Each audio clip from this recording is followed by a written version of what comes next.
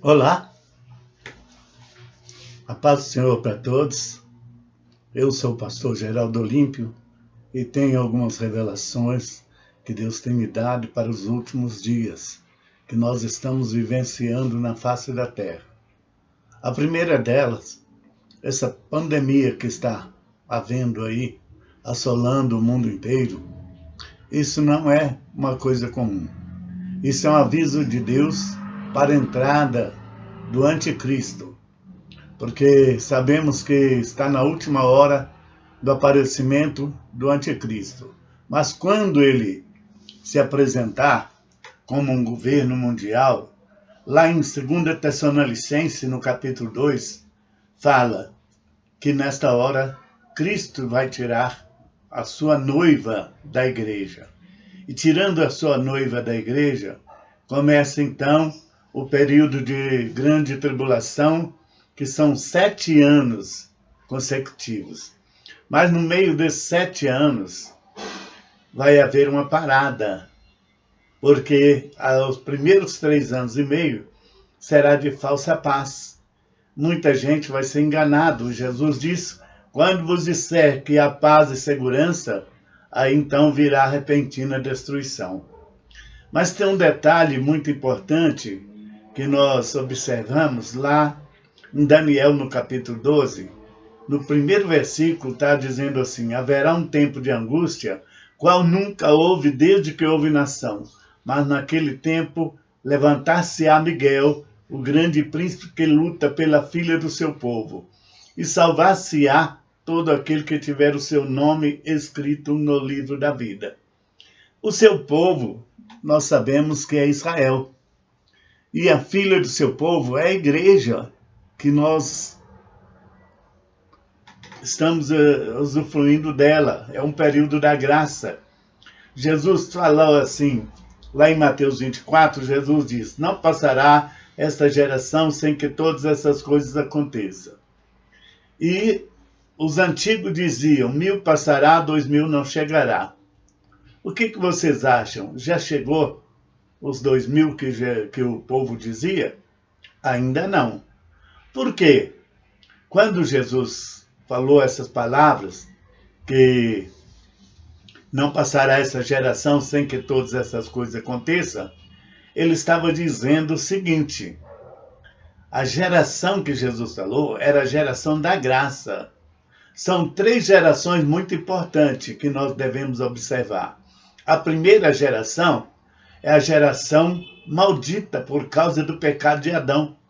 Deus amaldiçoou a terra, amaldiçoou o homem, amaldiçoou a mulher, amaldiçoou a serpente. Deus amaldiçoou tudo.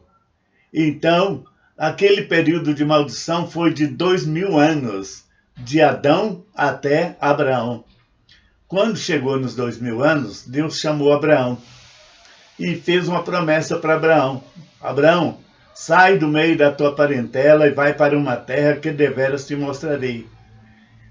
E todas as nações da terra serão benditas em ti. Abençoarei os que te abençoarem e amaldiçoarei os que te amaldiçoarem. E Abraão obedeceu a palavra de Deus, e então vivenciamos mais 2000 anos, que é 2000 anos de promessa de Deus para a geração seguinte. Mas naquela geração, Deus mandou a lei e o seu povo desobedeceu. Deus mandou os profetas e eles perseguiram, mataram, escorraçaram e não obedeceram. Lá no capítulo 12 de Marcos, Jesus conta uma parábola de um certo homem muito rico que edificou uma vinha, colocou nela um valado e cercou ela de sebe, fez uma torre alta sobre ela e arrendou ela para os trabalhadores. Quando chegou na época da colheita, aquele homem mandou o seu servo buscar do fruto da colheita, o pagamento do arrendamento. E eles não obedeceram aquela ordem. Quando foi na outra vez da colheita, aquele homem mandou outros servos. A esses escorraçaram e mandaram embora, mataram, fizeram diversas atrocidades com os outros servos. Aí aquele homem então disse: agora, o que eu tenho agora é meu único filho. A este eles há de obedecer. E mandou aquele filho, enviou aquele filho para recolher o fruto da colheita. Mas observa bem, eles pegaram e mataram também aquele homem. Jesus diz assim: o que se fará agora a esses trabalhadores? Tomará deles a vinha e dará a outros. Israel era a vinha.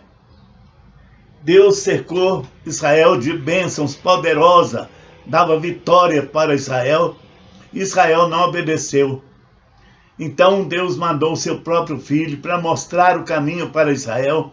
Israel crucificou o seu filho amado, Jesus Cristo. Deus tomou aquela vinha de Israel e deu para nós. O relógio de Israel parou no tempo. E agora nós estamos vivenciando a última hora dos que os antigos diziam: 1000 passará, 2000 não chegará. Por que nós entendemos isto?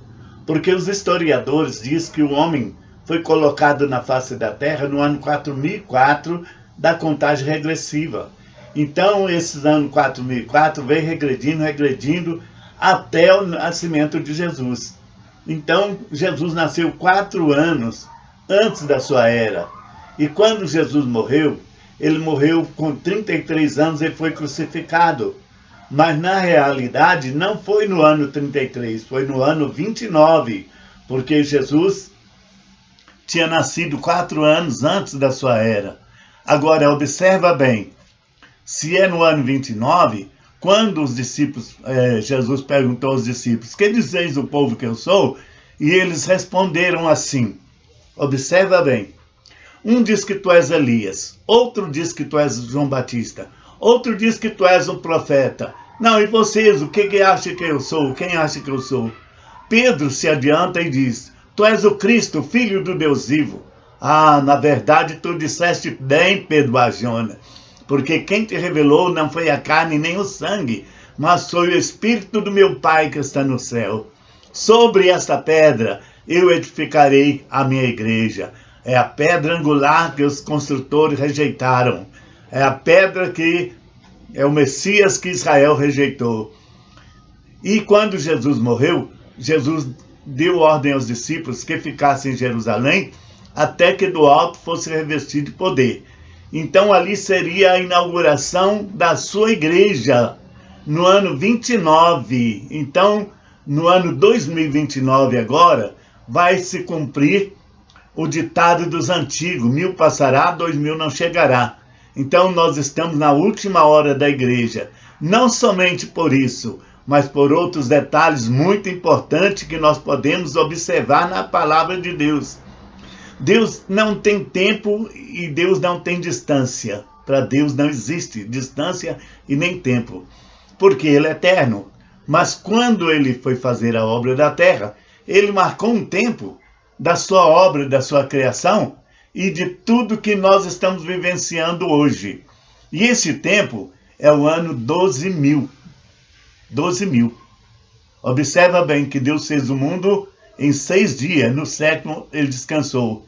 Ele falou para Adão: Adão, você pode comer de toda a árvore do jardim do fruto, mas você não come daquela ali, porque o dia que você comer, certamente morrerá.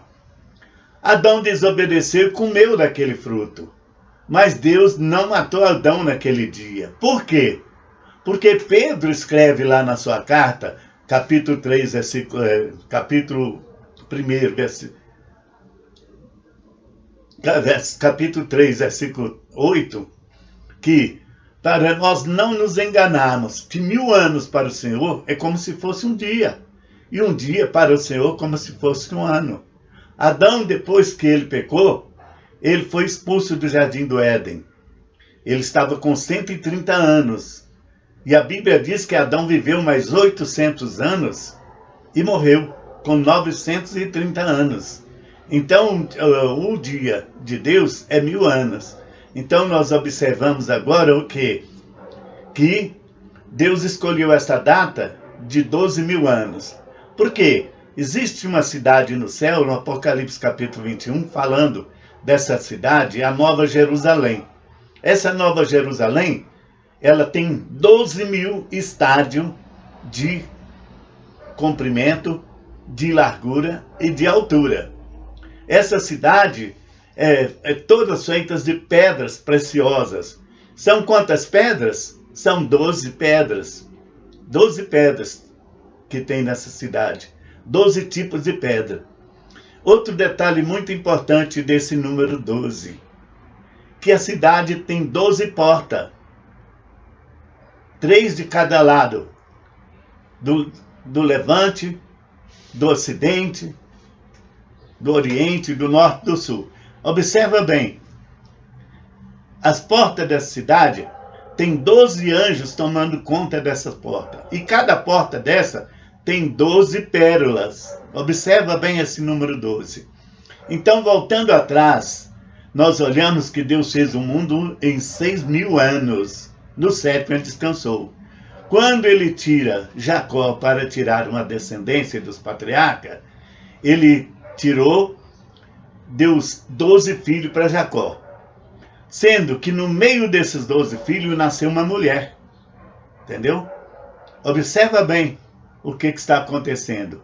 Esta mulher, né, ela dividiu 6, porque os primeiros filhos de Jacó foi Rubens, Simeão, Levi, Judá.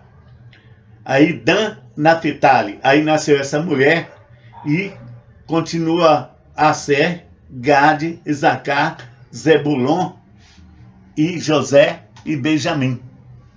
Observa bem que Deus dividiu. Parece que Deus quer dizer para nós que nós estamos agora nos 6.000 anos de sofrimento do homem na face da terra.